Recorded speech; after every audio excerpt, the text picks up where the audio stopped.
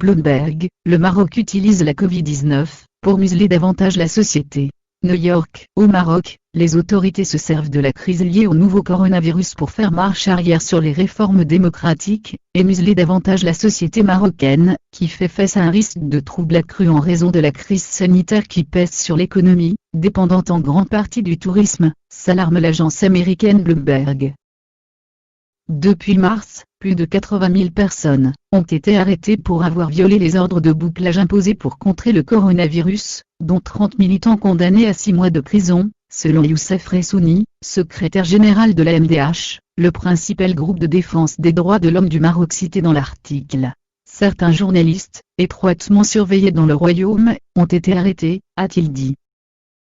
Dans un récent article consacré à la situation globale au Maroc dans le contexte actuel marqué par le coronavirus, Bloomberg a fustigé un recul démocratique, qui s'est illustré par des restrictions, intimidations, arrestations à travers de nombreuses régions marocaines, où le pouvoir utilise la pandémie pour faire taire toute voix discordante, et étouffer les réformes démocratiques.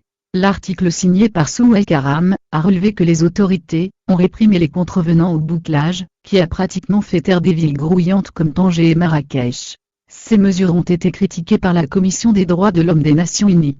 Le Parlement marocain, quant à lui, a mis à l'écart, et ses fonctions de plus en plus accaparées par le Magazine, souligne Bloomberg.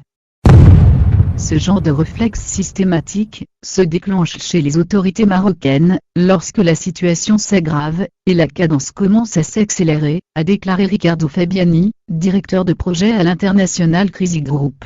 Ils doivent avoir le contrôle et écarter les politiciens et les dirigeants élus, en d'autres termes la façade démocratique. Selon l'auteur, il y a maintenant une perspective de troubles croissants, alors que l'économie marocaine, dépendante du tourisme, des exportations vers l'Europe et de l'agriculture, est ravagée à la fois par la Covid-19 et par la pire sécheresse depuis une génération.